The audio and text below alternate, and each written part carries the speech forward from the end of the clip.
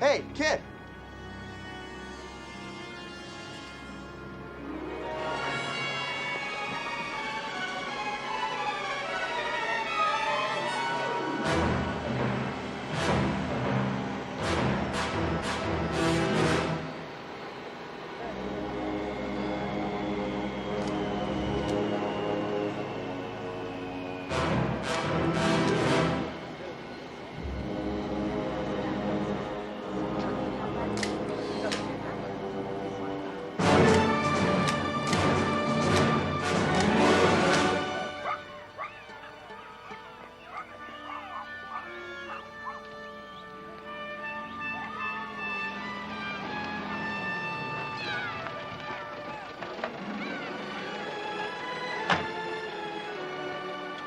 Hey, Ishmael, catch!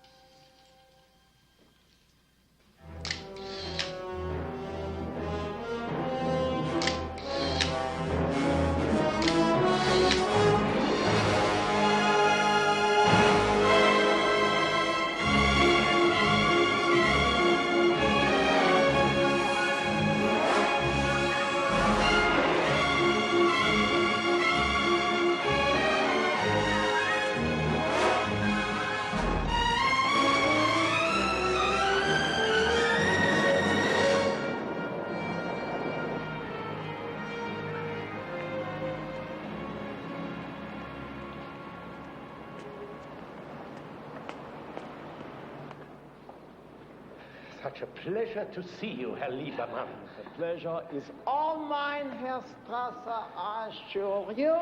I hate to bother such a famous Nazi hunter like yourself with such trifles as the rent, but it is the 3rd of the month. Quite so. You will have a check in several days? By all means, take your time, Herr Liebermann. Feel free to ignore your responsibilities. while my property is being ruined. We have floods all over the building because of you. You overload the floor, putting a strain on the pipes upstairs. And then they break. The pipes upstairs break and I'm to blame? Everything is connected. The whole building will soon collapse because of you. Get this out! You had no You have right a call to from bring Paraguay. these heavy cabinets into an apartment house, not an office building. You had no right to bring in these heavy cabinets in here. All right. So next time, rent to a feather merchant. Hello? Mr. Lieberman? Out! You understand? Get out! I can't Go and hear fix you. your rotten plumbing! Barry, hold on. I insist you Don't get these think out. I know you. I sent you a package with photos. You didn't? Sounds like an American. No. What are you doing in Paraguay? I've been monitoring the activities of a group of Nazis. And I've identified several of them as war criminals. Well, from your books and articles. 30 years of heartbreak and sacrifice, and you call it junk? Yes, junk. Junk. We are wasting valuable time. Right at this very moment, huge chunks of plaster are coming down from your ceiling. Look how I step on the ground. By soon I will be through into your apartment. Right into the lap of your beloved wife, God forbid. Come. Don't push me. Leave Don't my push. brother and me alone. Get out! Come, Herr Strasser.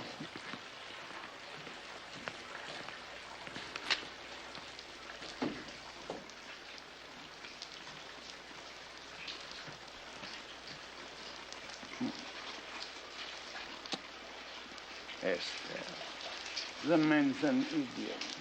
I'm an idiot for letting him make me angry. Go on, take your phone call. Oh. The young man who has just discovered there are Nazis in South America. Mr. Kohler, forgive the interruption. Now, I work alone, like you, Mr. Lieberman. Which is why I'm calling you. You see, I'm onto something. Mr. Kohler, it may be a blinding revelation to you that there are Nazis in Paraguay, but I assure you it is no news to me. And if you stay there much longer, there will still be Nazis in Paraguay, but there will be one less Jewish boy in the world. Something's going on. They seem to be gathered for some kind of operation. A bunch of them have been moving in and out of Rolf Gunther's estate. I want to know what to do next. Get on the plane and go home, or better still, go to the American embassy. Run to the American embassy and tell them to put you on the plane. Thank you for your advice.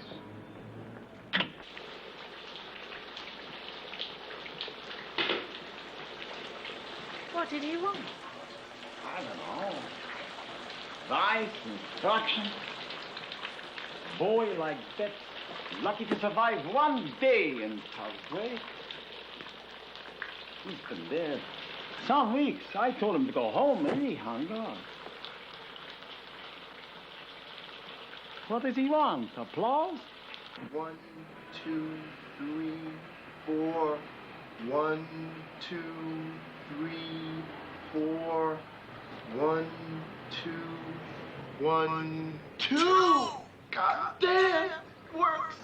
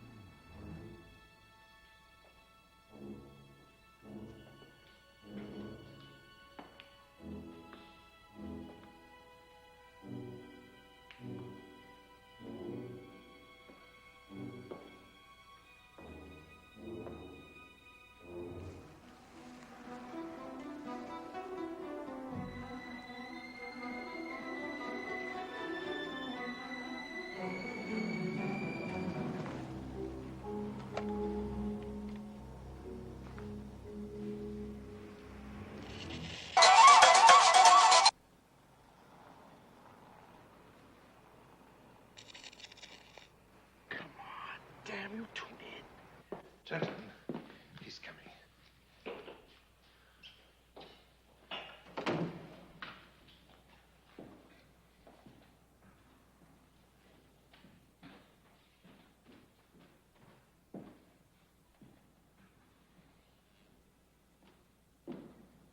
So, Gunther, this is the moment.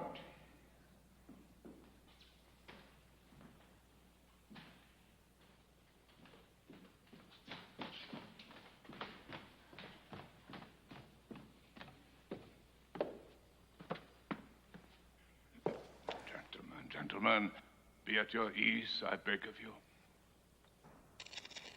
Gunther, would you do the honors? Certainly, Dr. Mengele.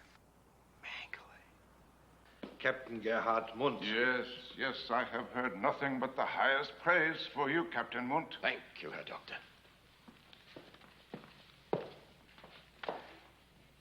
Major Ludwig Trausteiner. Thank you for coming, Major. Captain... All right, Gunther. Captain Farnbach and I are old comrades, are we not, Captain? It's extremely flattering to be remembered after all those years, sir. Well, I am not so senile or so ungrateful that I cannot remember a loyal officer from the early days of the struggle. And now for the youth. This is Dietrich Hessen, son of Wilhelm Hessen. Welcome, young man. Wolfgang Kleist. I am pleased you are with us. Thank you, Herr Doctor. And Arno Schwimmer. Great pleasure, Herr Schwimmer.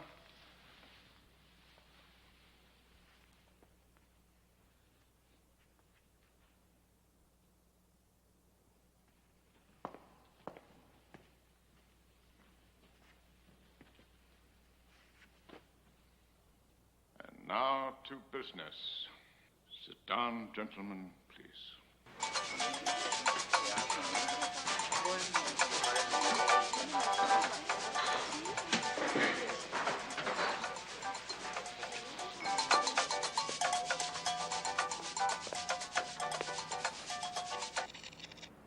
Task before you is the most important operation that the Comrades Organization has ever undertaken. It is the vital link in a program to which I and your leaders have devoted many years of enormous effort. Your success on this project carries with it the hope and destiny of the Aryan race. And that is not an exaggeration, but the literal truth. It is a holy mission, gentlemen. You should consider yourselves highly honored to have been chosen to perform it.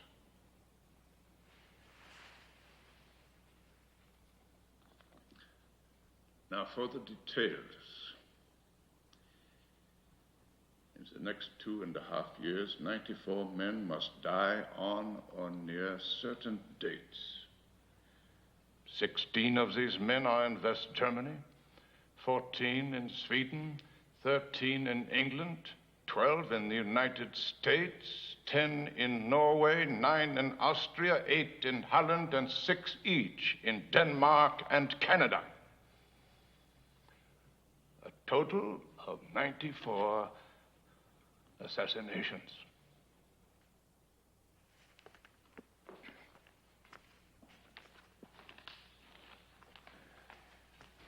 All of these men will be 65 years old when their dates come around. Obviously, a few of them will already have died of natural causes. Yes, Farnbach. Who are these men, sir? Jews? Not one. They're all family men, tax inspectors, civil servants, school principals, men of minor authority. Are we permitted to hire accomplices? Accomplices? I would not advise it. Bear in mind that these are 65-year-old men. Their eyesight is failing. They have slow reflexes, diminished strength. I've been through Sweden quite a bit, but I've never heard of this place. Rasbo? It is a village. About 15 kilometers from Uppsala. That is Bertil Hayden, the postmaster there, yeah? And by killing this old mailman, I will be fulfilling the destiny of the Aryan race. wish to be relieved of this assignment, Captain Wundt? No, sir. And do not question your orders. Simply obey them. Yes, sir, Doctor. I apologize. Further questions?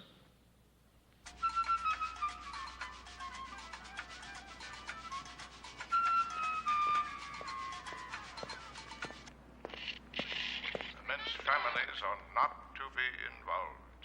As in the case of, say, younger wives who might be open to romantic overtures as accomplices. I repeat, the families are not to be involved. You will travel and live in a manner befitting salesmen for large German firms. And you will have more than enough money for any equipment you might need. It is vital that you check in with headquarters on the first...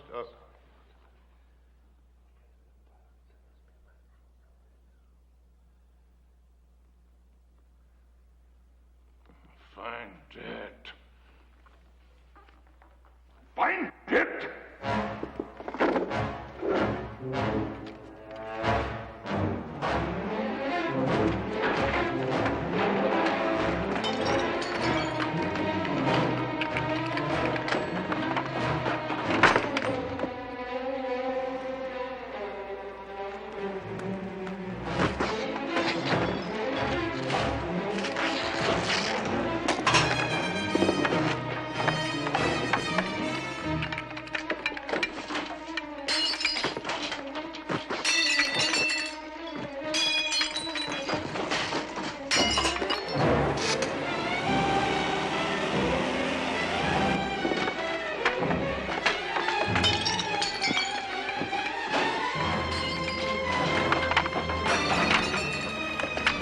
Sir!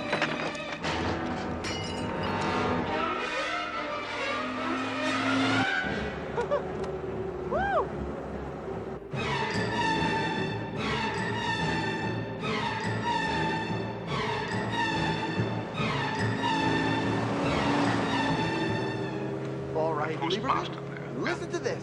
Killing this old mailman, I will be fulfilling the destiny of the Aryan race.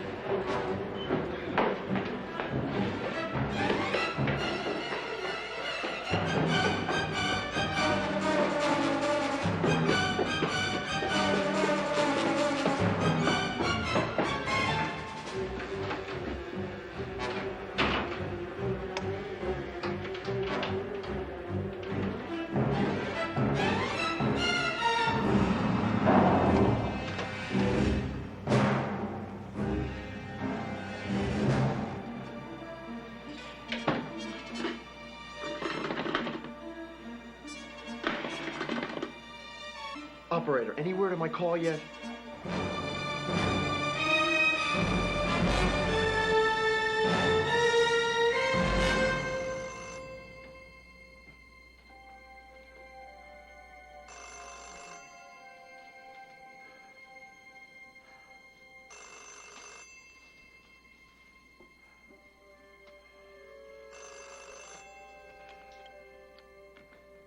Cola? I thought I told you to leave. Well, I didn't, Mr. Lieberman, but I think you're going to be glad I didn't. Dr. Joseph Mengele was here tonight. You mean to tell me you call me at 3 o'clock in the morning to tell me Dr. Joseph Mengele is in Paraguay? I know that, Mr. Kohler. So does my sister. So does my landlord and my tailor. And now you know it too. My congratulations. He came to a meeting at Gunther's house tonight. And the others were there too. Mengele's sending them out to kill 94 65-year-old men in the next 2.5 years. What are you talking about? 94 at 65? 2.5 years? I can hear you, Mr. Kohler. I just can't follow what you're saying. God damn it, you don't have to believe me. I've got it all on tape. All over. Europe, Canada, the United States. Mostly civil servants.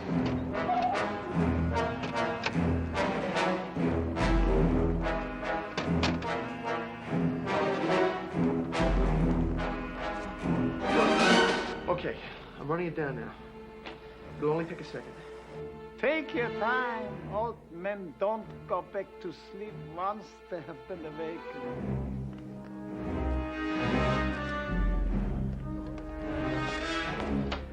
Welcome, young man. The stuff on now, it's just a lot of introducing and glad handing around. Mengele's acting like chairman of the board. Will you stop asking questions and just listen, Mr. Lieberman? Business. Sit down, gentlemen. Okay, here it comes. The task before you is the most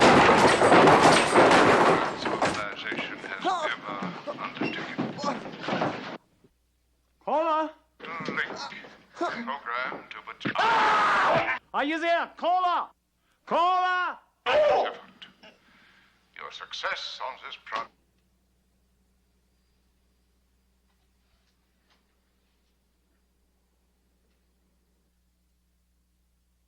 Kohler?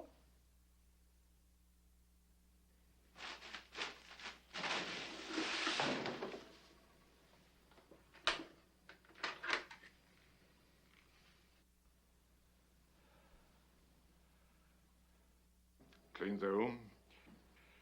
Dispose of the body. I do not want a trace of this vermin to remain.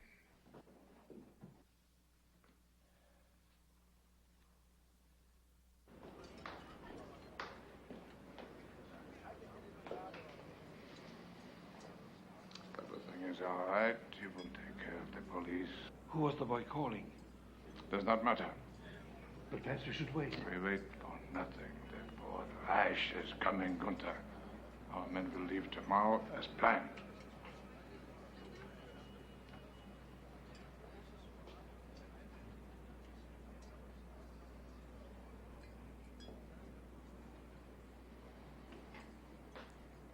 Kill him.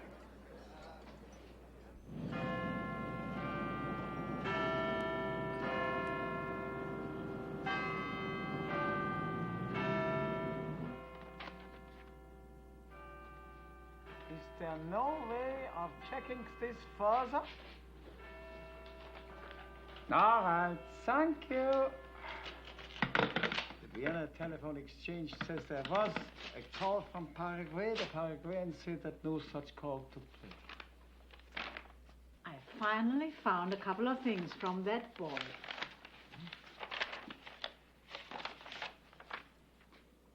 Mund. Captain in a Death Head regiment. Farnbach, a Gestapo agent. Trausteiner, assistant commandant at Dachau, cheap bureaucrats and murderers. And these, who knows? Ezra, now, you know you shouldn't. Esther, after all I've been through, one puff won't hurt me.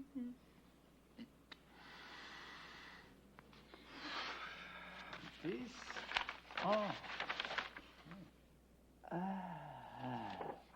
Colonel Edward Seibert, He's Adjutant Rausch, the head of the Comrades organization. He was in command of the extermination units on the Eastern Front. He's a real aristocrat. What's he doing in such undistinguished company? Well, then it wasn't a hoax after all. No. Esther, on the telephone after that boy was cut off, I felt something. Something in the silence, something alive and hateful. Maybe I'm getting senile. We haven't got the time.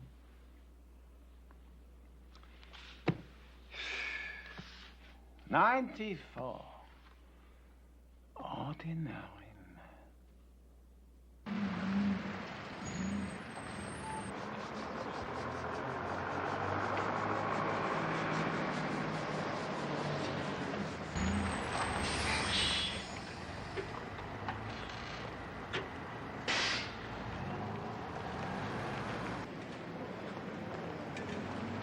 Payton!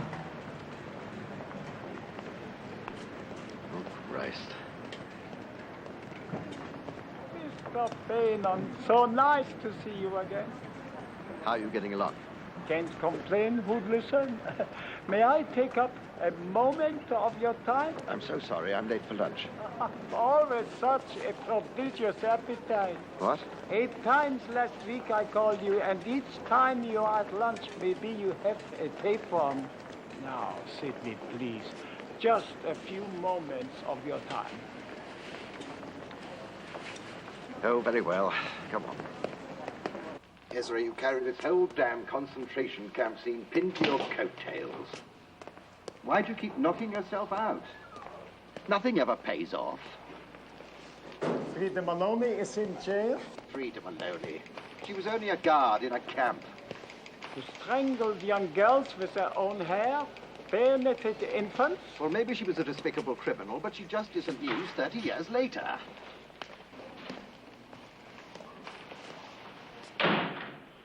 Sidney, there is a plot by the Comrades organization, which is the illegal arm. Yes, I know what it is. A plot to kill 94 men in the next 2.5 years. Jews, I suppose. I want your European, Canadian, and American bureaus to send you clippings of all 65-year-old civil servants who die accidentally. You pass them to me, and I'll do the rest. And whose plot is this?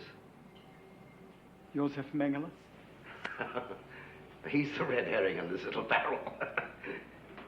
What a title for the chief doctor of Auschwitz, who killed 2.5 million people, experimented on children, Jewish and non-Jewish, using twins mostly, injecting blue dyes into their eyes to make them acceptable aliens. Ezra. Amputating limbs and organs from thousands, operating without anesthetics, but with the strains of Wagner providing an obligato to the screams of the mutants he was creating. Don't lecture me! Sidney, you owe me something. Even if only to humor an old man who once brought you page 1 international store. You owe me this much, Sidney. Now I'm collecting.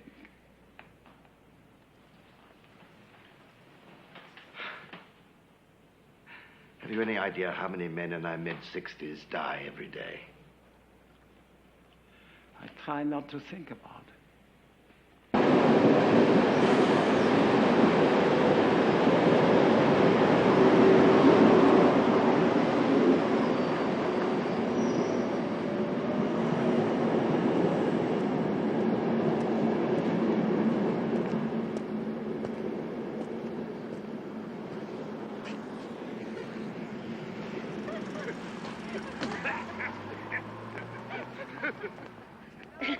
Save it for your wife, Herr Doring. What I've got is too good for her. I can feel that, Herr Doring. Go on. Take.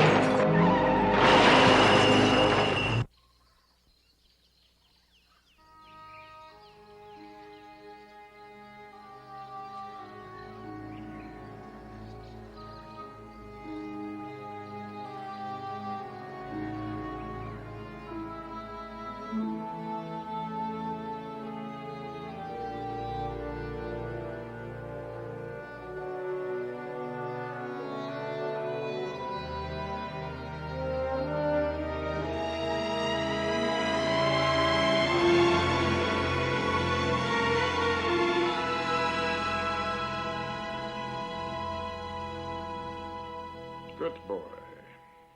Good boy.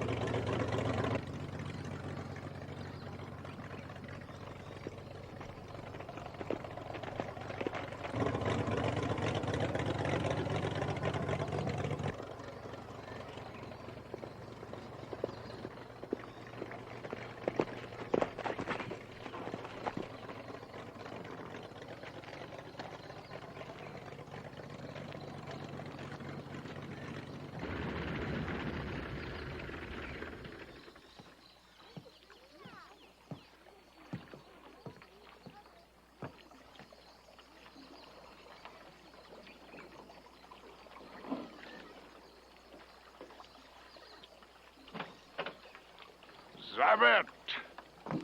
News? Good news. Our salesmen have all checked in. The first quarters have been filled. 4 in the exact dates. 2 a day early and 1 a day late. Splendid, splendid. Come. We'll have a nice lunch.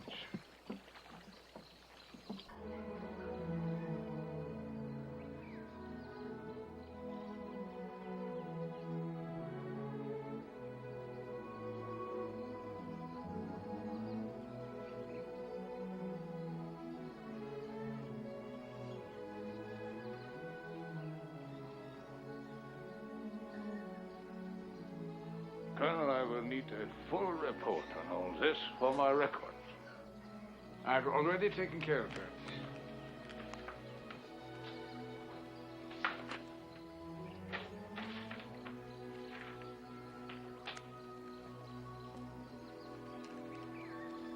Four out of 7 on the exact dates. They are good men. Well chosen. General Rausch called me yesterday from the Costa Brava. Why didn't you tell us about Lieberman?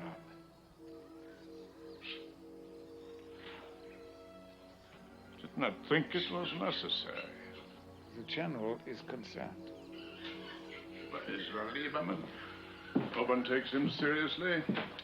Even the rich Jews who used to send him money have found better ways to ease their consciences. The man's bank has failed. His followers have fallen away from him. He's entirely without credibility. I just decided it was not important. If you forgive me, Herr Doctor, it was not your decision to make. You could have compromised our agents all over the world.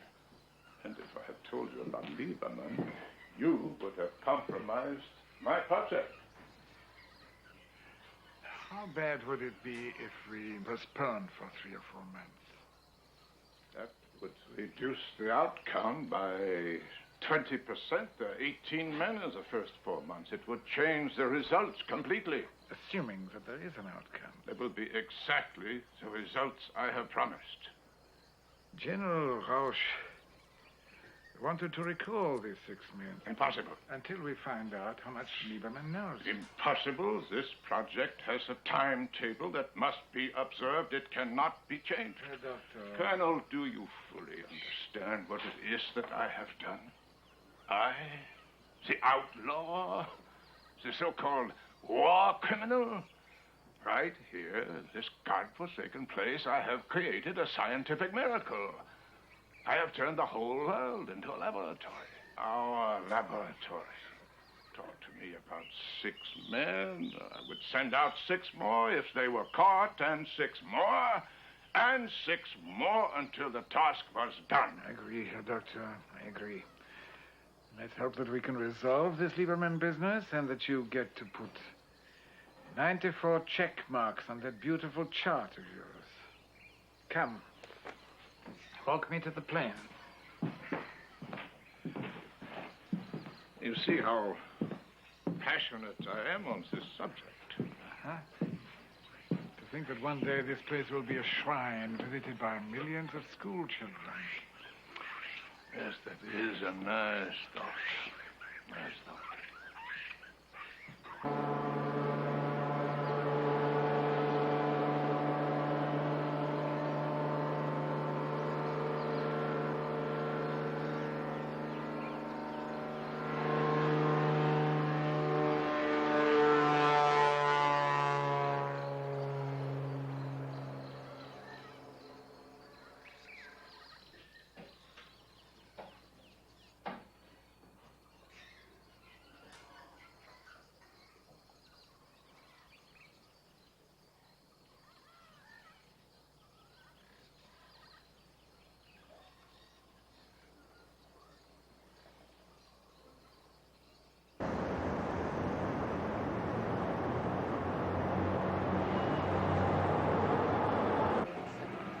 Gladbeck, 3:30, Ezra. We'll get there. We'll get there. When do I ever miss a train? Now you know what to do while I'm away. Go through all those clippings, separate them by countries and cities. Try to isolate all violent crime. Ezra, there are already more than 100 clippings, and Bannon called to say there are more to come. Well, we have to start somewhere. Yes, but we can't afford to hunt for all those men. Well, that's why I'm going to these cities first, because they are the closest and the cheapest. It's a beginning. Yes, but you know that. Remember to separate the ones in New England from the rest. I can cover them while I'm on the lecture tour. Still without any help. Without help, without money, without time, what else is new?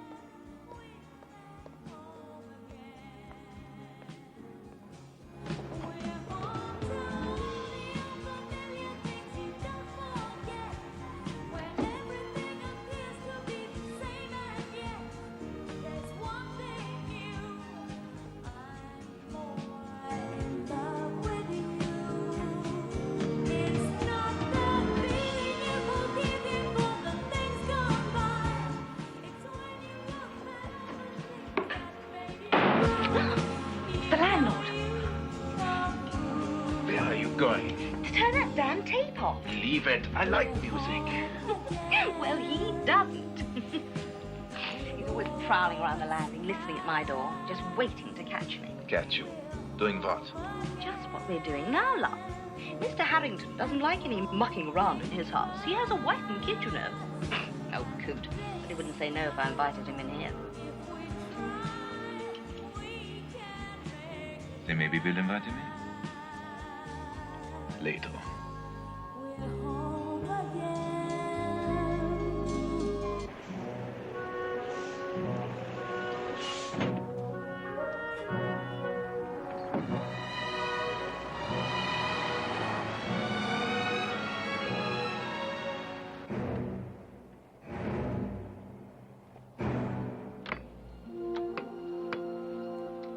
Frau Doring's residence. My name is Lieberman.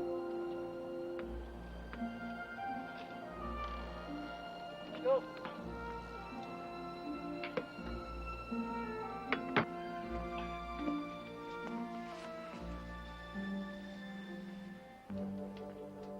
I think she's off the phone by now. You her grandson? Her son.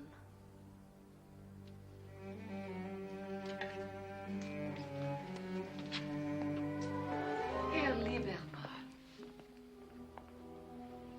Frau Doring, thank you so much for seeing. Oh, won't you sit down?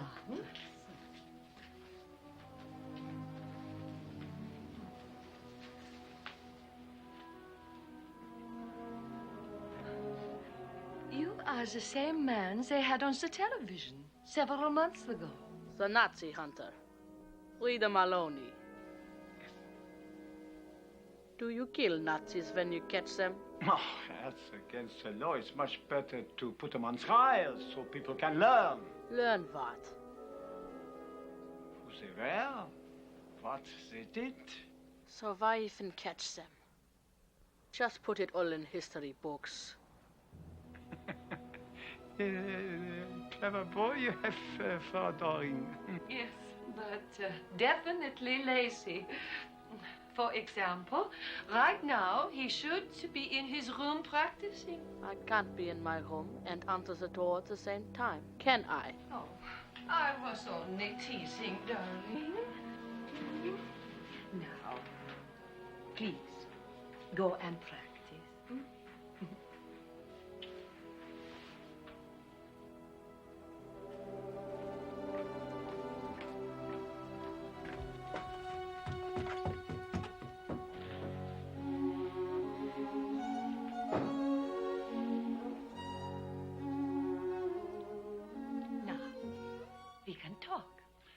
First of all, may I express my sympathies?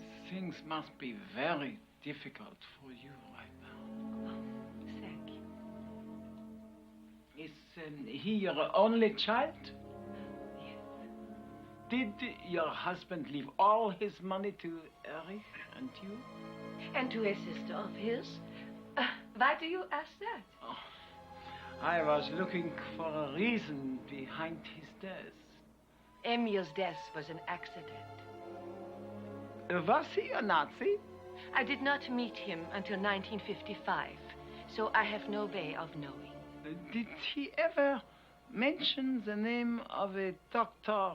Joseph Mengele? Who? There was a considerable age difference between you, wasn't there? Oh, that wasn't the only difference.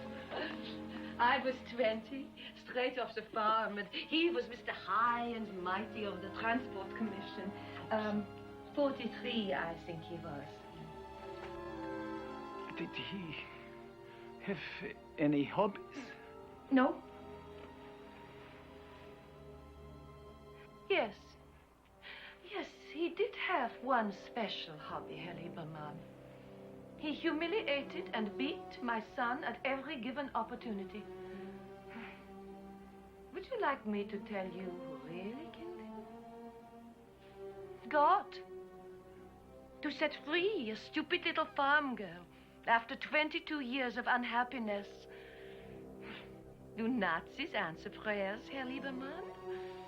No, that is God's business.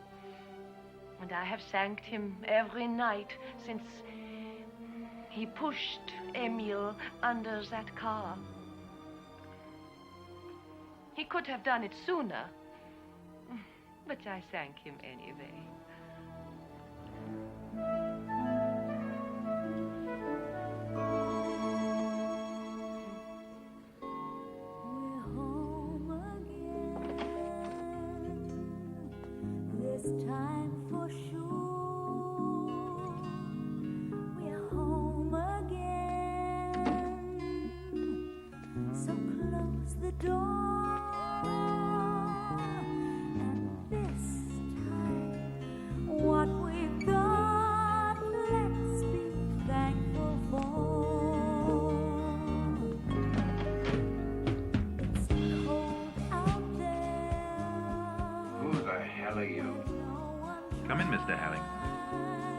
To talk to you.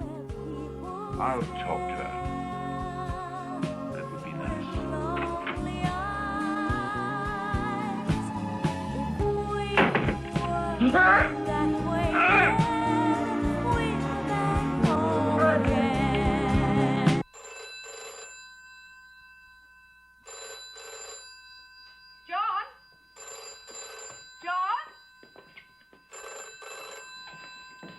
Simon, stop playing with those puppets and go and wash your hands for tea. Hello? I'm on my way, Mother! If you'd hold on, I'll just get her. Nancy! Nancy! Telephone, Nancy! Nancy!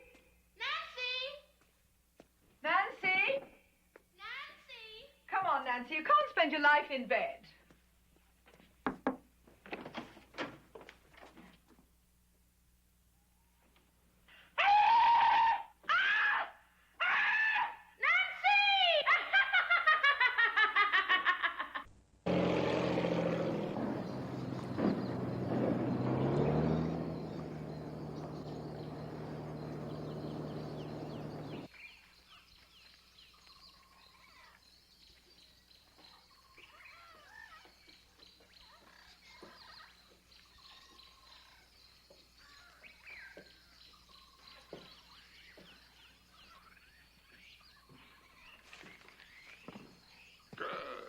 Good, incredibly precise. Everything right on schedule. You did not have to make the trip, Zybert. You could have used the radio. Not that I do not welcome a little intelligent company down here. Gunter remembered the digital clock you admired so much in his home. Why, thank you, my friend. Very nice of you. Such a rational device. Remarkable. There's a problem. Lieberman. He was in Gladbeck in Doring's house.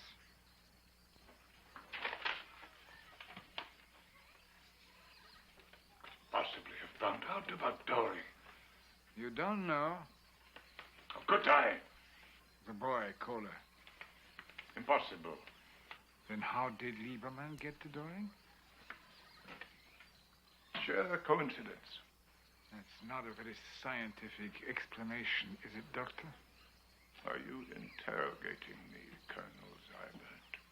General Rausch put me in charge of security for this project. How can I function if I don't have all the facts?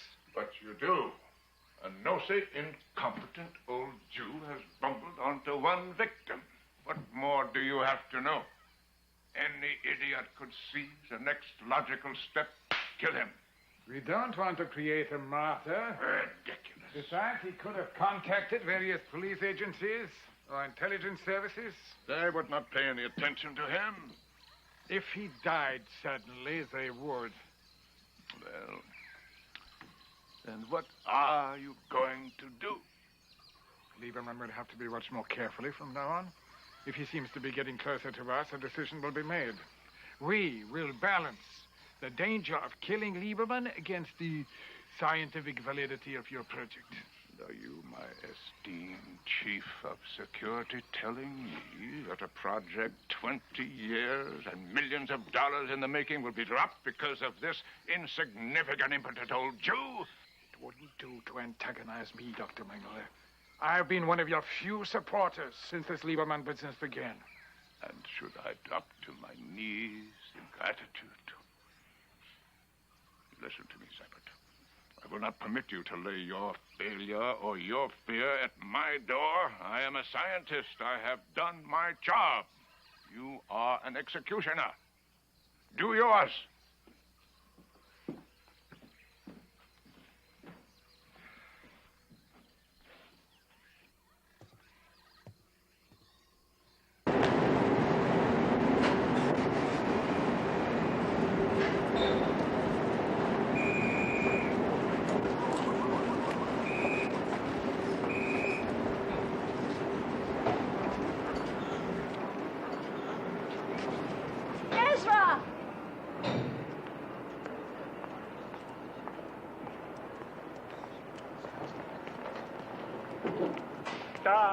A reception committee. How nice. So, how did it go? Oh, a very rewarding trip. The cast at death at Freiburg was a genuine accident witnessed by many people. At Gladbeck, I met a young housewife who was not exactly heartbroken by the death of her old husband. And at Potsheim, they slammed the door in my face. That's the way it will probably be with most of these people. I know. Come, let's get a coffee. Yes, please.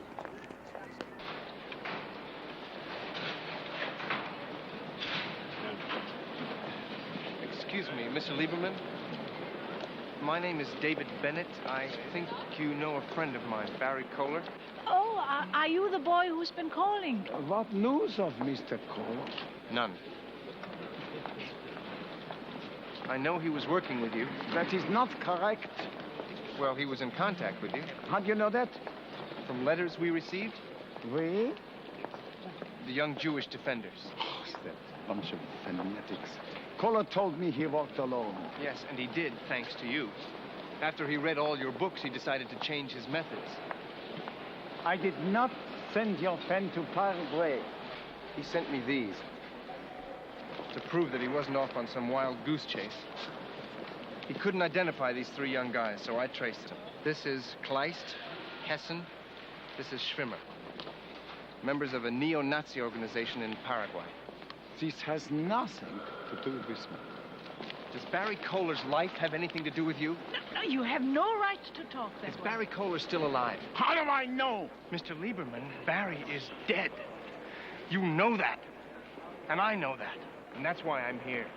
To pick up where he left off. That means with you. I walk alone. I'm not asking you for a job. I simply want some information from you. I can't help you. I won't leave you until you talk to me. I'm going to plant myself on your doorstep, and I'll be waiting for you there every morning. Now, you're stuck with me until you give me the information that I need. Ezra, I got another envelope of clippings from Benon. A big one. All right, young man. We'll talk.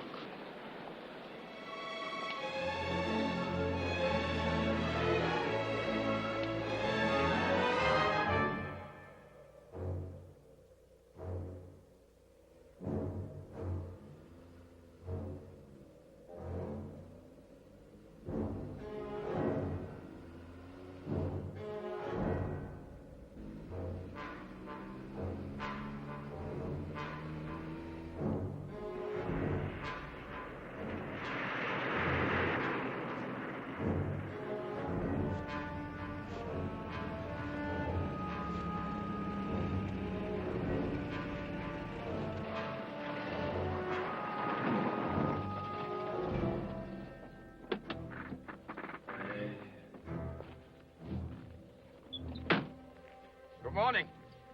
I'm looking for the village of Stolin. You're going the wrong way. Turn around and take the south road for about 16 kilometers. Then bear right. You can't miss it. Thanks. What are you doing in these parts? What? You are not Swedish. I come from Dortmund originally, but I live in Stockholm now. I have spent some time in Germany myself. Come now! Mund! What's happened to your memory?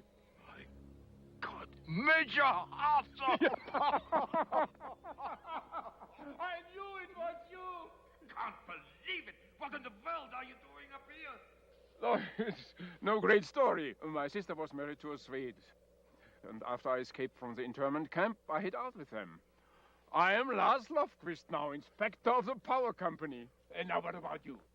I come up here on a job for the Comrades organization. In Sweden? My God, what's going on? Can you tell me, or would it violate orders? What the hell with orders? I'm sick of orders.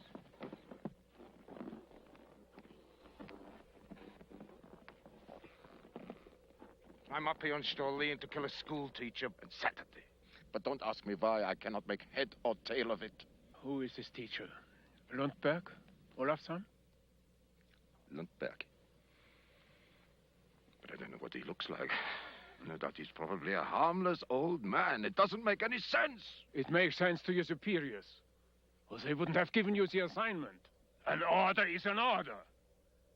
Good God, man! You are an officer of the SS! Have you forgotten?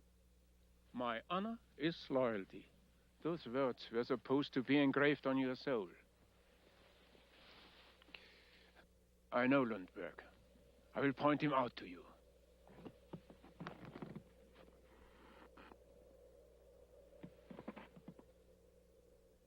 It isn't Lundberg.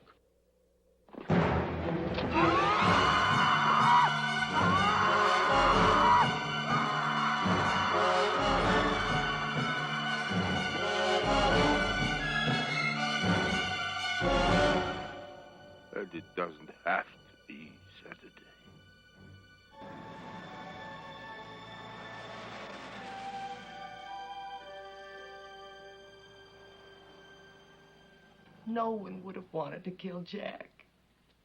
The man was beloved. If you had seen the wreath his students set...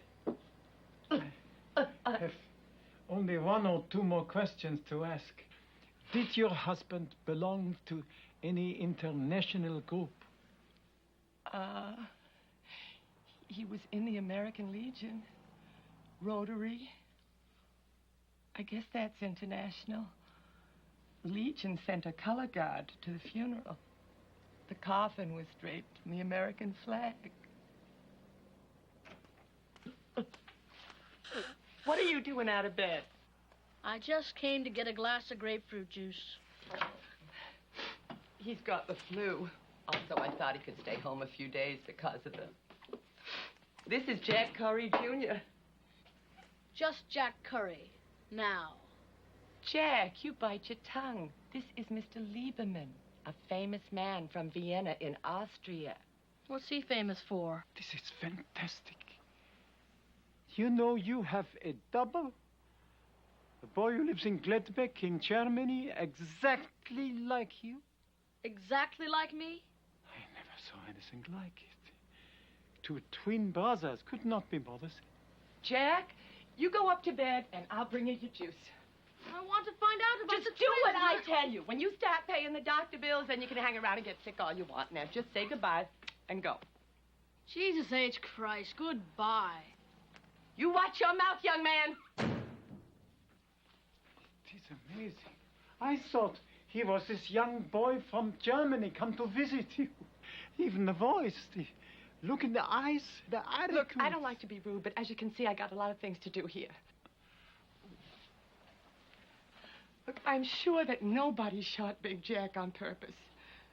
It was a horrible accident, if you'll excuse me.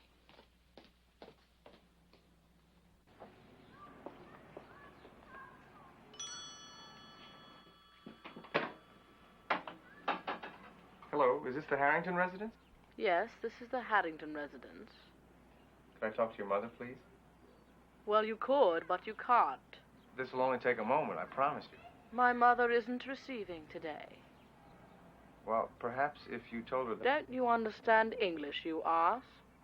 We are not at home.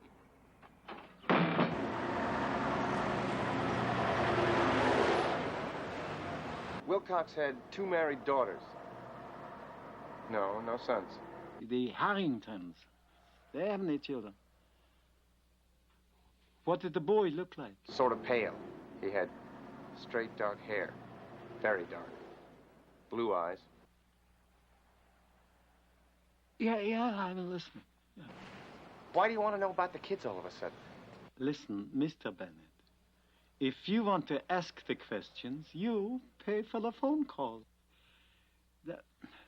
No, nothing. No, I haven't found a link. No, I'm in the dark. Yeah, I call you tomorrow, I promise.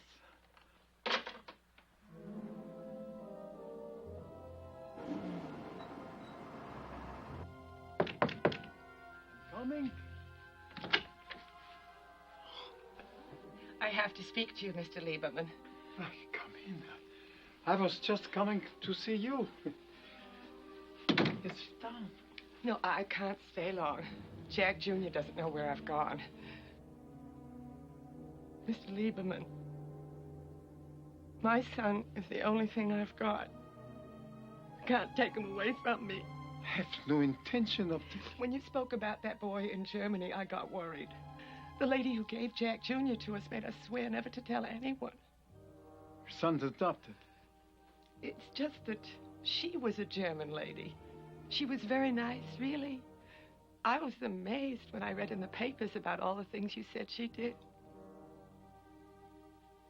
Frieda Maloney. Oh, God. I knew I should never have come here.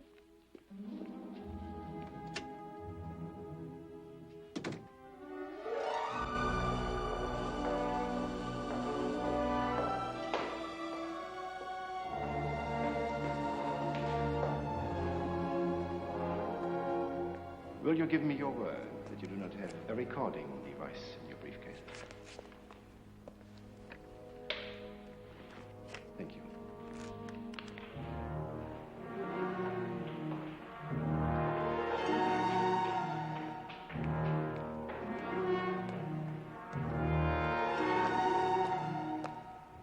have the depositions? I have brought one.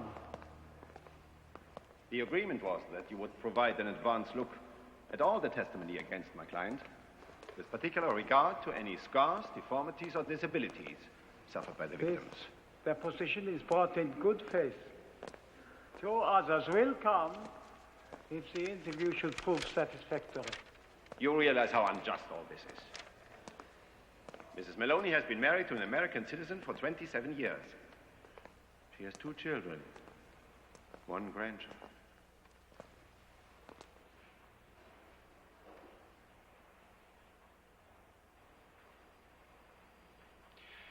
I suppose this can be corroborated. For the mother of the child and 3 other surviving witnesses.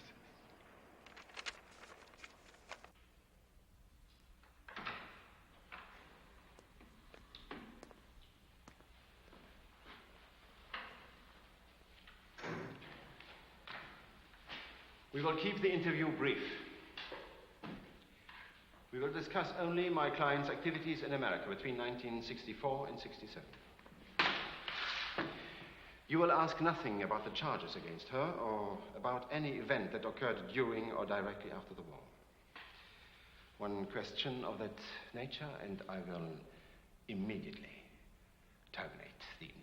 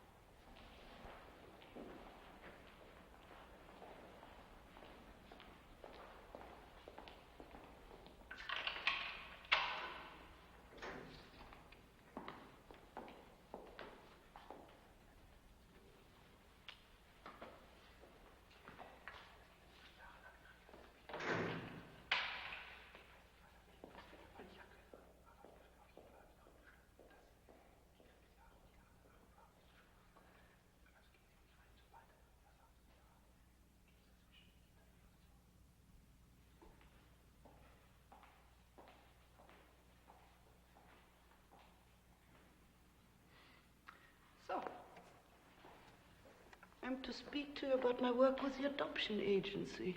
That is correct. I don't mind.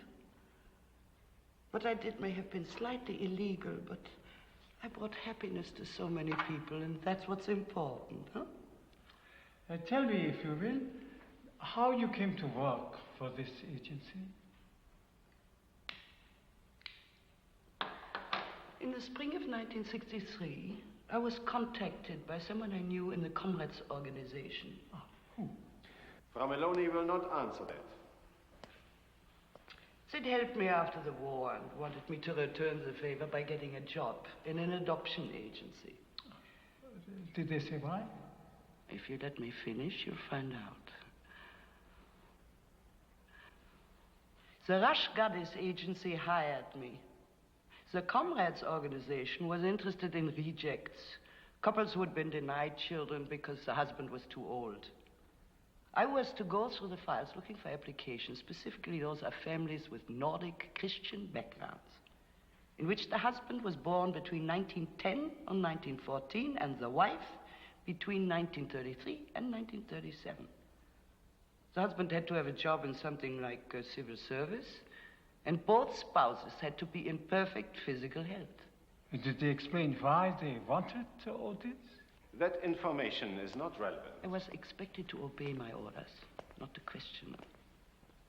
This I did, as I always had. About a year after that, I was ordered to contact several of the applicants and offer them a healthy white baby boy, complete with New York State adoption papers. They were to pay me $500, and after their medical certificates had been clear, they would receive the babies. We would meet at a motel near Kennedy Airport. That used to be Idlewild. The babies were delivered to me, usually by stewardesses with Varig Airlines. Varig? Did the babies all come from Brazil? Is that important to you? What did they look like? Oh, they were all beautiful little boys with black hair, piercing blue eyes. If you're looking for a long-lost Jewish grandson, he was not among them. How many couples did you give the babies to? About 20. Only Americans?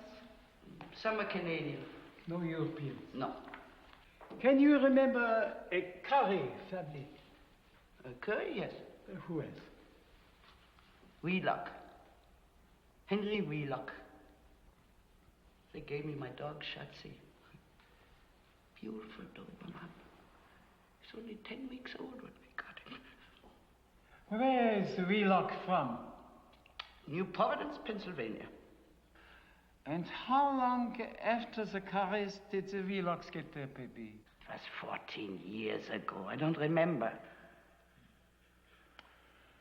And what has Joseph Mengele to do with all this? We won't answer that. It was all a trick, wasn't it? I know nothing of Mengele. But you'll link me with him, won't you? You want your pound of flesh, you don't care how you get it. 30 years, the world has forgotten. Nobody cares. And you persist and persist. Now, why don't you get off my back? One more minor question. I'll say nothing to you. As you wish. This interview has not gone by any means to my satisfaction. I will therefore withhold the other two depositions we talked about. You lying Jewish man! You are not a guard now, madame. You are a prisoner. I may live here, empty-handed, but you are not going anywhere.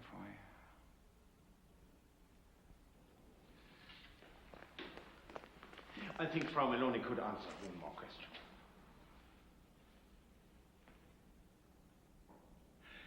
When is your dog's birthday? You are an insane old man after all, aren't you? Shatsy's birthday was December 11th. Have a safe trip, David. Bye-bye. It was David. He's off to New York for his sister's wedding, but he'll be back in a week. Mengele gives babies. 14 years later, he kills the fathers. He kills Doring, Harrington Curry, and the Currys got their babies 4 weeks apart, and the fathers were killed 4 weeks apart. Wheelock. Maloney's dog was born December 11th, 10 weeks. I've already worked it out. February the 20th. That's only 4 days from now. Wheelock, New Providence, Pennsylvania. How can I call Wheelock and tell him he's going to be killed by the people who gave him his baby? By Joseph Mengele, who's already killed the fathers of at least 2 other boys who happen to be twins? Who would believe such a preposterous story?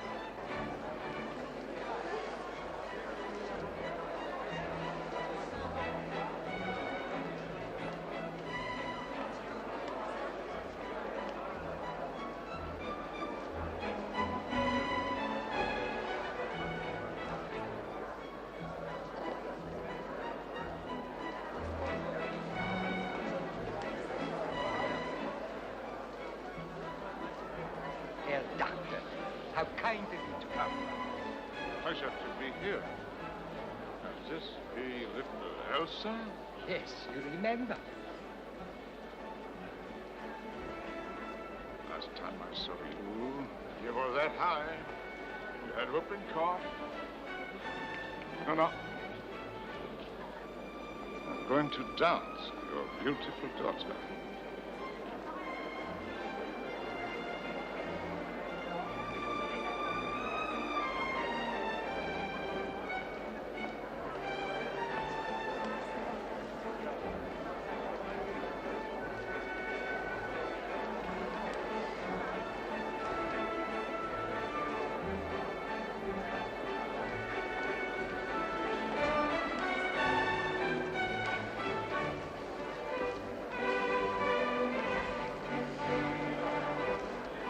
How are you? May I present to you my wife, Gertrude? I love Herr Dr. Mengele. Oh, it's just an honor meeting you. We're here on a little second honeymoon. Supposed to be in Christian start getting ready to kill Oscarson. Traitor!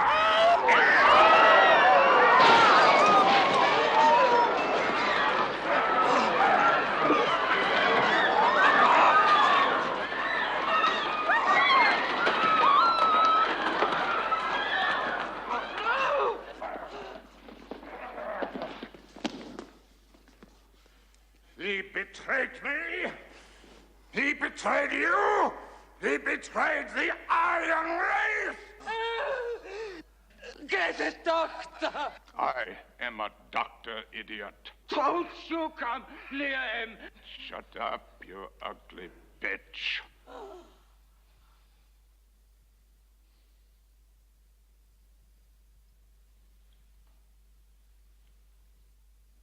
I thought you knew. Hold still, hold still. Dr. Mengele, could I call you away from surgery for one moment? If you will excuse me. And why was I not told that that man was called back? All the men have been recalled. Recalled? They should all be back here by the end of the week. But why? What had happened? Lieberman visited Frida Maloney in prison. Lieberman again. Will I be plagued to my dying day by that infernal Jew? Maloney told him about the adoptions. Well, it is not catastrophic, but she only knows about America. The work can still continue in Europe. The organization does not share your optimism, Herr Doctor. But all Lieberman has are a few paltry shreds of information he could not possibly piece together. 18 of your subjects have died. That means that according to your figures, we can be sure of one, perhaps even two successes. And if my calculations were wrong, there's only one chance in 20 or 30, knows I but the men must go back. They can't. The operation has been terminated. Terminated? By whose authority? General Rausch and the colonels.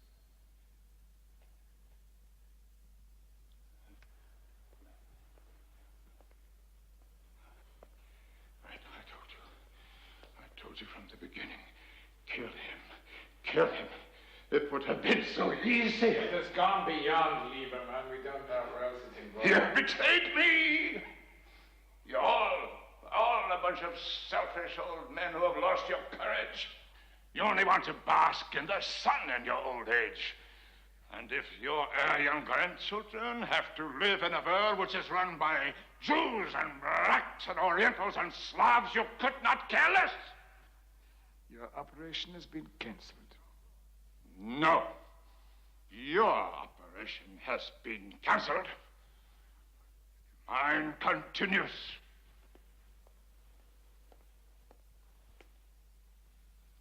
Heil Hitler.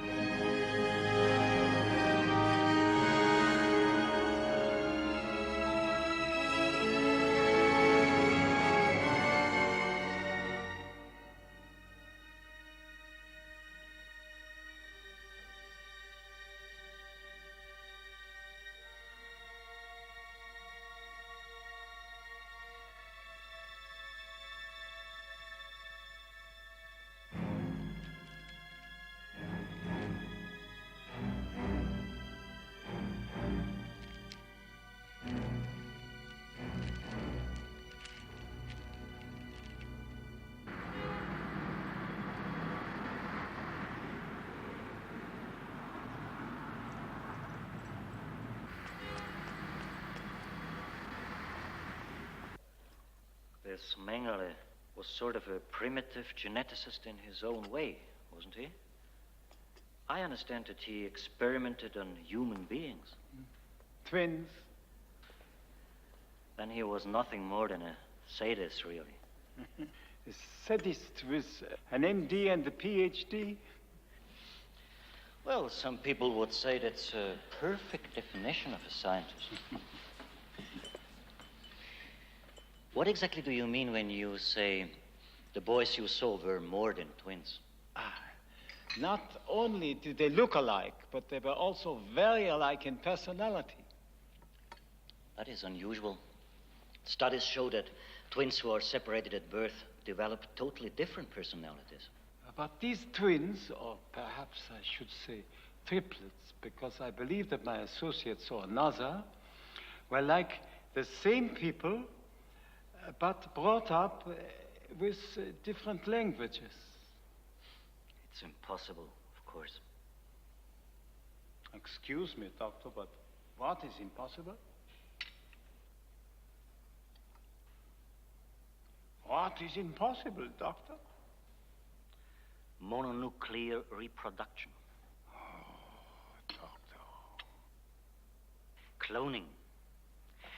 What if I were to tell you that I could take a scraping of skin from your finger and create another Ezra Lieberman? I would tell you not to waste your time or my finger. Anyway, that is cloning. It was first done with plants. A cutting taken from a plant and transplanted grew to be the exact duplicate of the donor plant. Now we are doing the same thing with laboratory animals. You mean you can produce an animal from itself? We take the unfertilized egg of an ovulating female and destroy all of its genes and chromosomes. We then implant the nucleus of the donor cell, which could be taken from a blood sample or even a skin scraping. That cell, with its genetic material intact, eventually becomes an embryo and is born as a living creature. Without parents? Well, it has no father because the egg was never fertilized, no mother because its genetic code comes from another being. Can you follow that? And this creature is an exact duplicate of itself? Oh, Doctor, how can that be? Come along.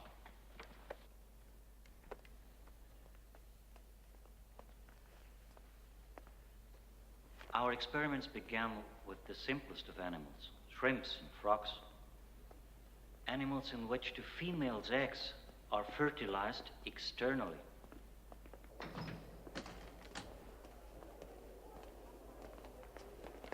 Then we moved on to mammals. We tried several laboratory animals and found the rabbit most convenient. I had to develop instruments which could accomplish the operation, and a whole micro-injection system. I'll show you how it's done. Here we are removing the eggs of a white rabbit from the fallopian tubes.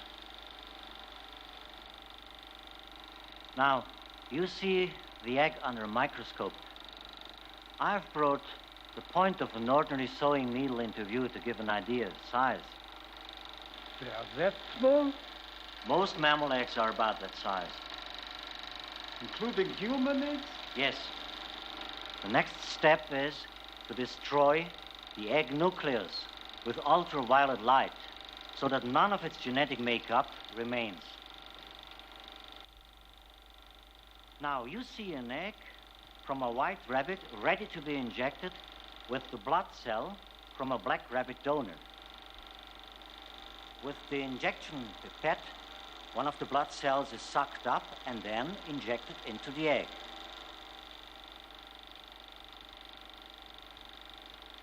After a few hours, the eggs in culture divide and are ready to be put back into the female. There they grow into embryos, which in a month's time, the normal gestation period, they will become baby rabbits. In this instance, a black litter from a white mother And their black color proves that they have been cloned from the blood cell of a black rabbit.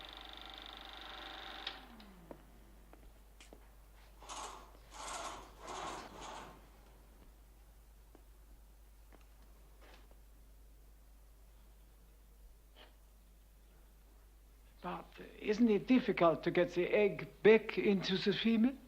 Transferring the eggs isn't the problem. We do that all the time with laboratory animals. The really tricky part is the microsurgery. Getting the donor cell into the egg. You're lucky if 1 in 10 survives. And this can be done with humans? If the surgical technique were precise enough. It's monstrous, doctor. Why? Wouldn't you want to live in a world full of Mozarts and Picassos? Of course, it's only a dream. Not only would you have to reproduce the genetic code of the donor, but the environmental background as well. Is Mengele trying to reproduce himself? No. He has brown eyes and he comes from a very wealthy family. Let's examine the family background of the donor. Father is 65 years old, a civil servant. The mother is 42, you said. She dotes on the child. Boy. The boy is pale, dark hair, blue eyes, spoiled.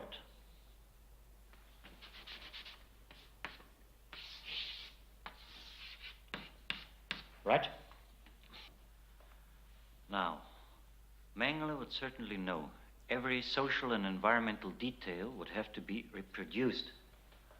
Thus, if the parents were divorced when the boy was 10, this would have to be arranged. Dr. Büchner, the one who is cloned, the donor, he has to be alive, doesn't he? Not necessarily. Individual cells taken from a donor can be preserved indefinitely. With a sample of Mozart's blood and a woman, someone with the skill and the equipment could breed a few hundred baby Mozarts.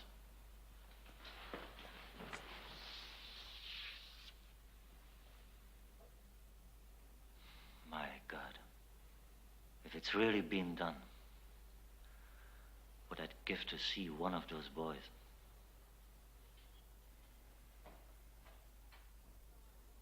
Herr Liebermann!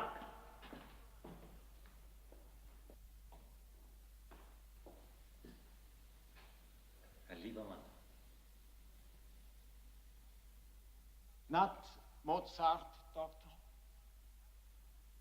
Not Picasso. Not a genius who would enrich the world, but a lonely little boy with a domineering father, a customs officer who was 52 when he was born, and an affectionate, doting mother who was 29. The father died at 65 when the boy was nearly 14.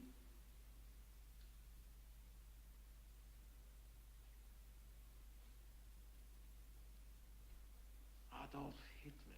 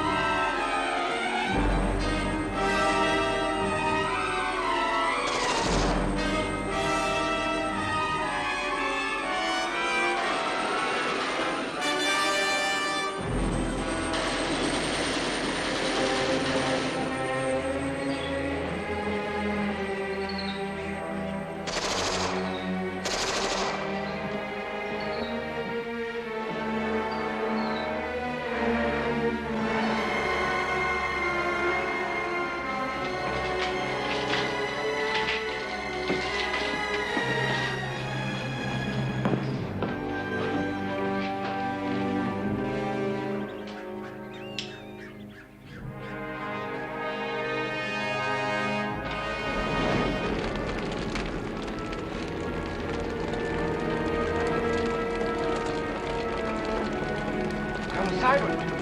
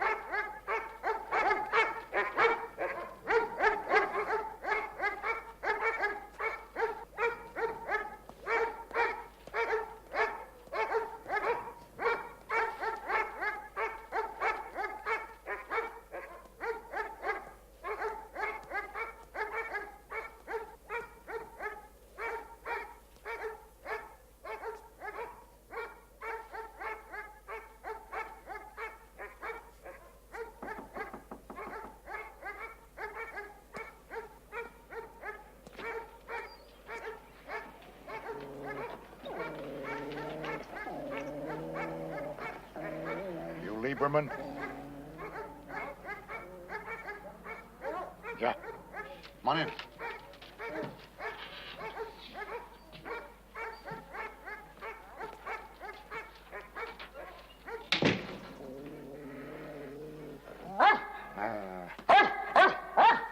Okay, boys. Beautiful dogs. Tear the throat out of anyone who even looks cross-eyed at me. I guess you can see why I didn't exactly wet my pants when you said someone was out to get me. Yeah. Take off your coat.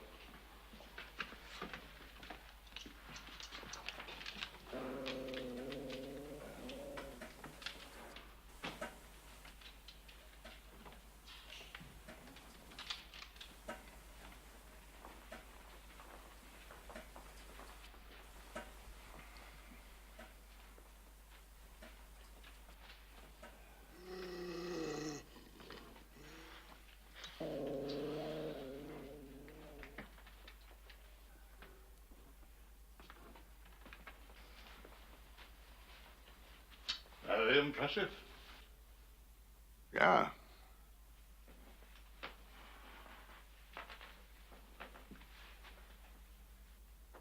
My son took those pictures. Very good. Very good. Little artsy farts, if you ask me. Is your son at home now? No, he's in school. And, Mrs. Villak? Guess she at home. She's still at work. So, you're the guy who got that Nazi Eichmann. I located him. It was the Israelis who did the actual kidnapping. How much you get for that? Nothing. did it for the satisfaction. I hate all Nazis. I don't know about Nazis. It's the niggers we got to worry about. Hey, why are these Nazis after me? Well,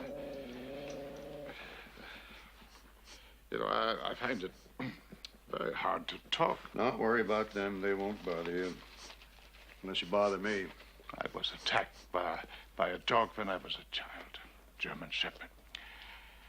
And I still feel uncomfortable with the dog in the room. Jesus, you're like my neighbor Wally.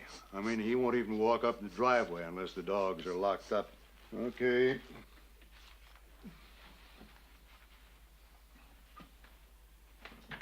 Come on, boys. In you go.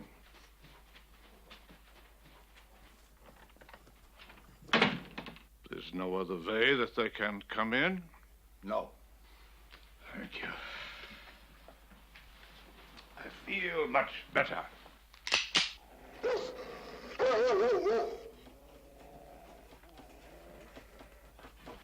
Hey. Put your hands up.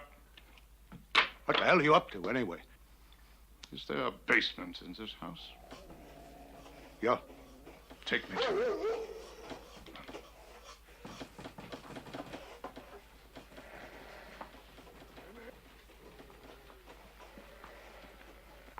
Do you have any pictures of your son? There is an album on the table. What do you want them for? Please do not worry. I'm very anxious to see him and talk to him. I am the doctor who delivered him. Open the door.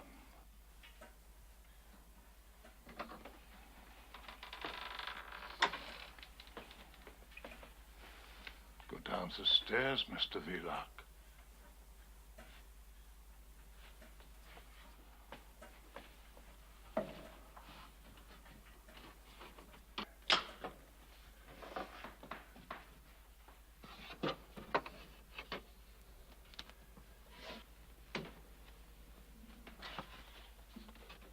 Now, listen, I don't give doodly shit about Jews or Nazis. Good.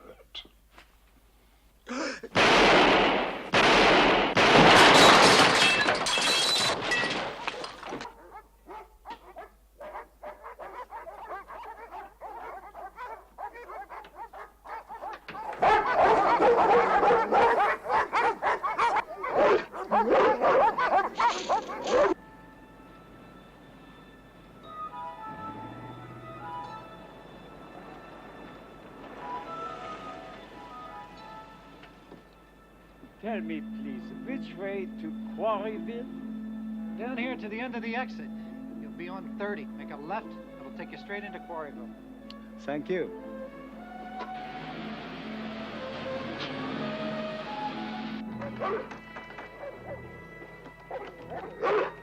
Quiet, damn you!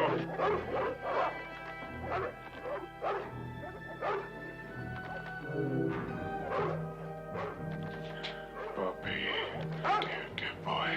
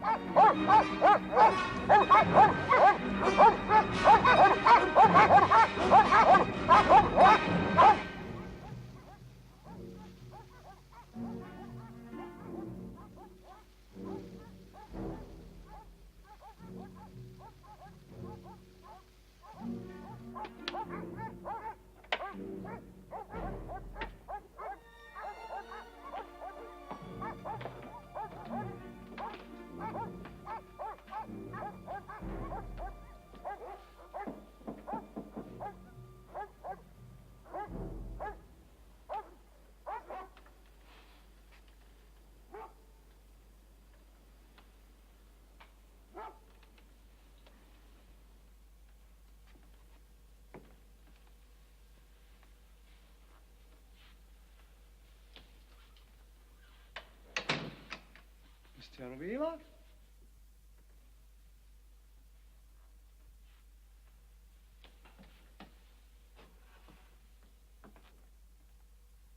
Mr. Wheeler?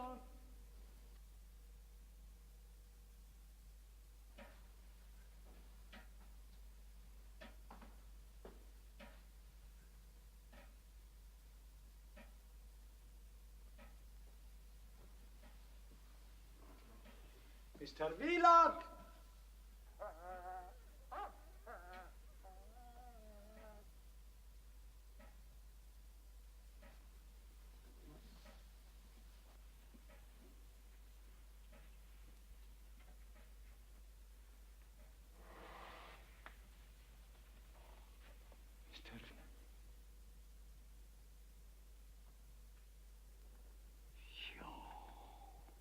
Herr Liebermann.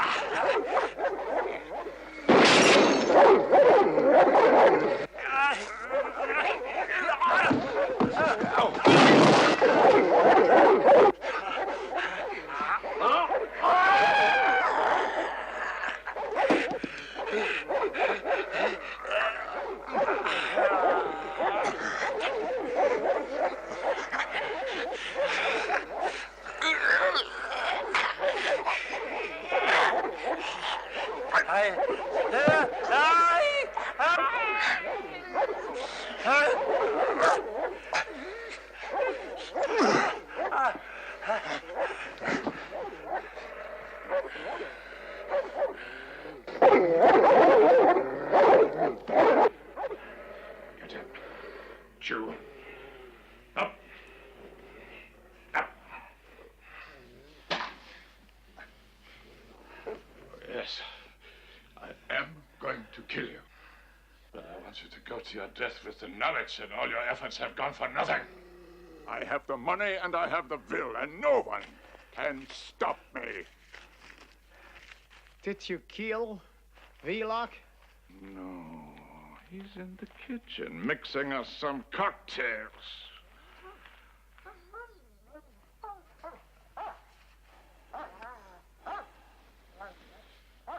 Do you know what I saw on the television in my motel room at 1 o'clock this morning? Films of Hitler. They are showing films about the war, the movement. People are fascinated. The time is ripe. Adolf Hitler is alive. This album is full of pictures of him. Bobby Wheelock and 93 other boys are exact genetic duplicates of him, bred entirely from his cells. He allowed me to take half a liter of his blood and a cutting of skin from his ribs. We were in a biblical frame of mind on the 23rd of May, 1943, at the Big Hof. He had denied himself children because he knew that no son could flourish in the shadow of so godlike a father. But then he heard what was theoretically possible, that I could create one day, not his son, not even a carbon copy, but another original. He was thrilled by the idea. The right Hitler for the right future. A Hitler tailor-made for the 1980s, 90s, 2000.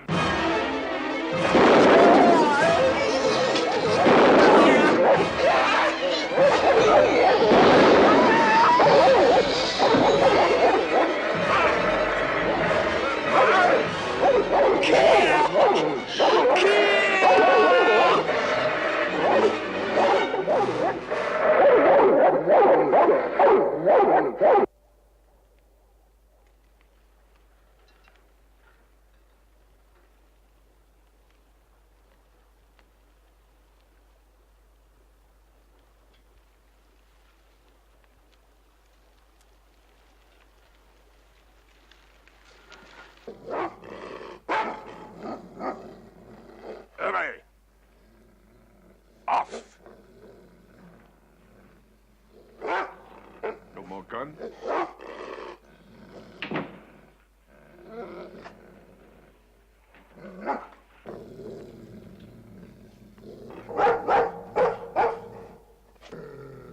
Holy shit.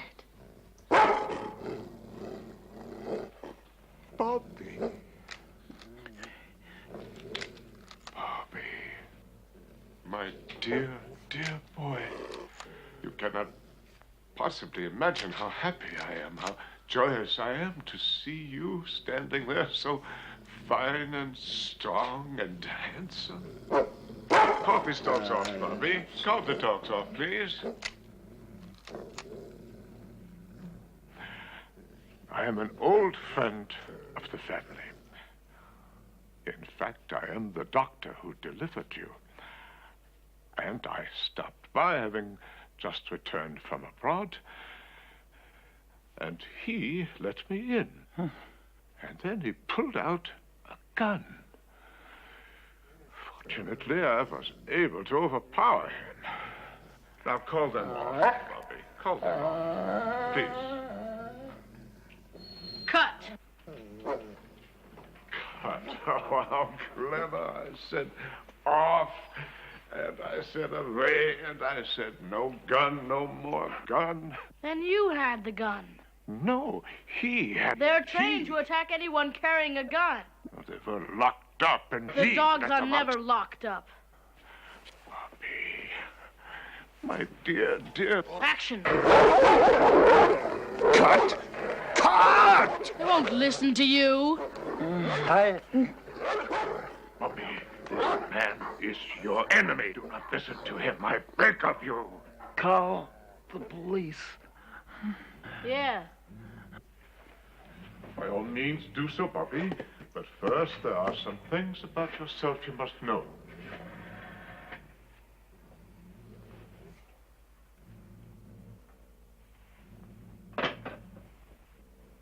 What do you mean? If I prove to you that I know you better than anyone in the world, better even than your own mother, will you listen to me? You are a clever boy, are you not? You do not do well in school. That is because you are too clever, too busy thinking your own thoughts, but you are much smarter than your teachers, huh? My teachers are nowhere. You are going to be the world's greatest photographer, are you not? Have you ever felt superior to those around you, like a prince among peasants? I feel different from everyone sometimes. You are infinitely different, infinitely superior. You were born of the noblest blood in the world. You have it within you to fulfill ambitions 1,000 times greater than those of which you presently dream. And you shall fulfill them, Bobby. You shall. You are the living duplicate of the greatest man in history. Adolf Hitler.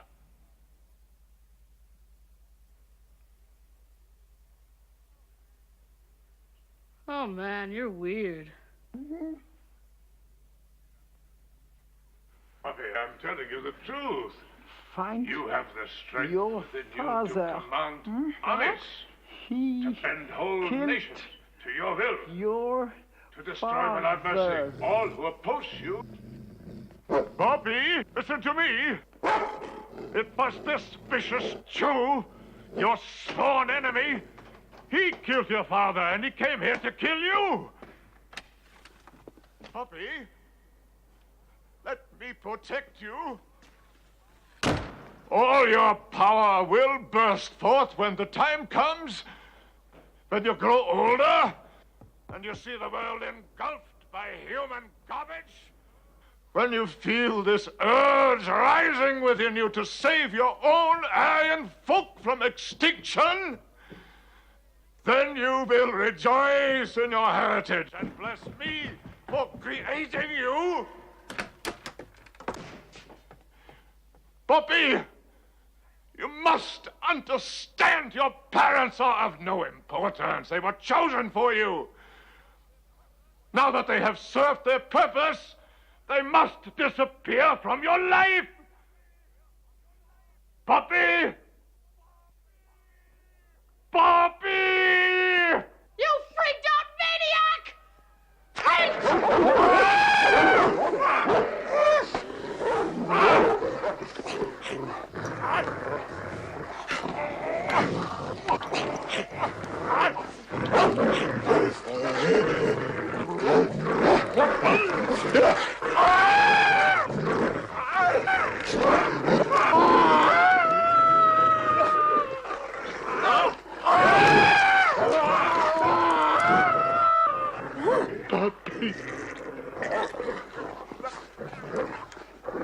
Holy shit. Cut. Cut! Cut!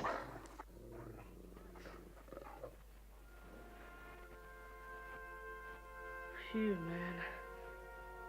Get out of here.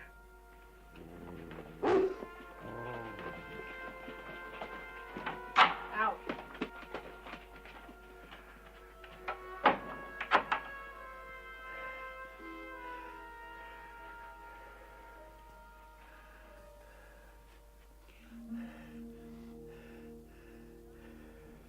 I think you'll die if I don't call an ambulance for you. I could just go out right now. My mom won't be home until late. You'll be dead by then.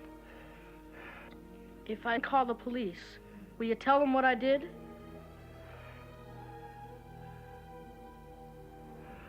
Okay. Shake.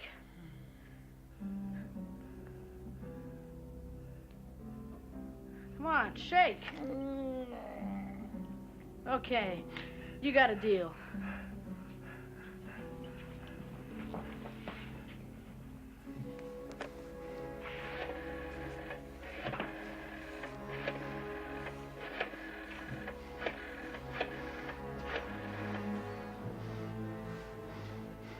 I'd like an ambulance and a police car to come to the Wheelock residence on Old Buck Road, please.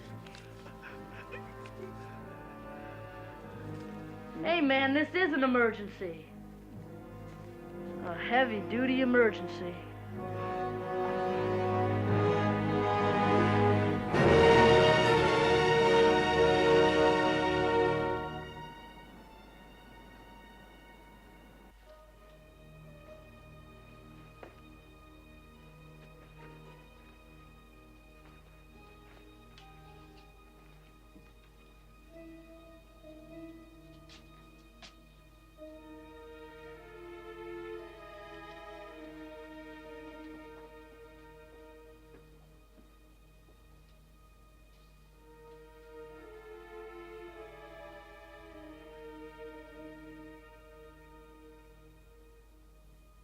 David!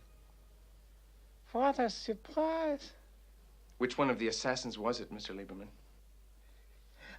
I thought you went to a wedding. No more deception now. No more blind alleys. What? It was Mengele. He's dead. It's over. The Doring boy isn't dead yet. Neither is Simon Harrington or Jack Curry or Bobby Wheelock.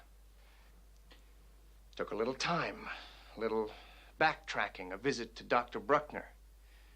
But now we know everything. And what are you going to do about it? Kill the boys.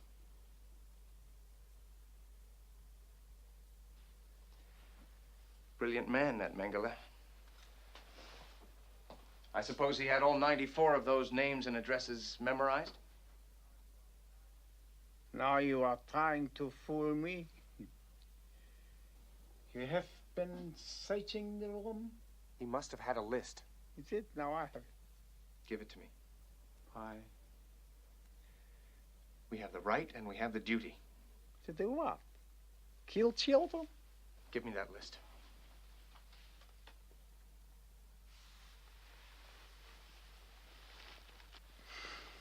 You will have to take it from me. And when you do, you can add my name to the list. I don't mean you any harm. You'll have to kill me, David. The first of those boys that you touch, I will turn you and your entire organization over to the police. I will do that. You would protect Hitler. Will not slaughter the innocent, and neither will you. A fanatic you may be, but a murderer of young children you are not. You know, there is a nurse here, an angel of mercy called Miss Hanrahan, who actually gives me cigarettes. You know what she said to me the other day? She said, Mr. Lieberman, if you can escape Wickenburg, and you can escape those bullets, then a few cigarettes will not hurt you.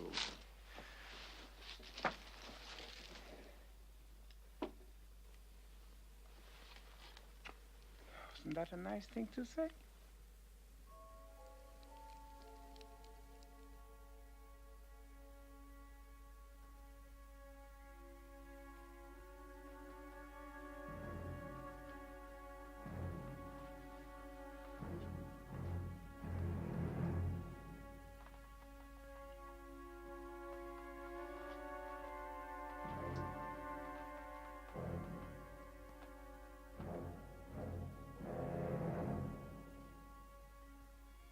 Man.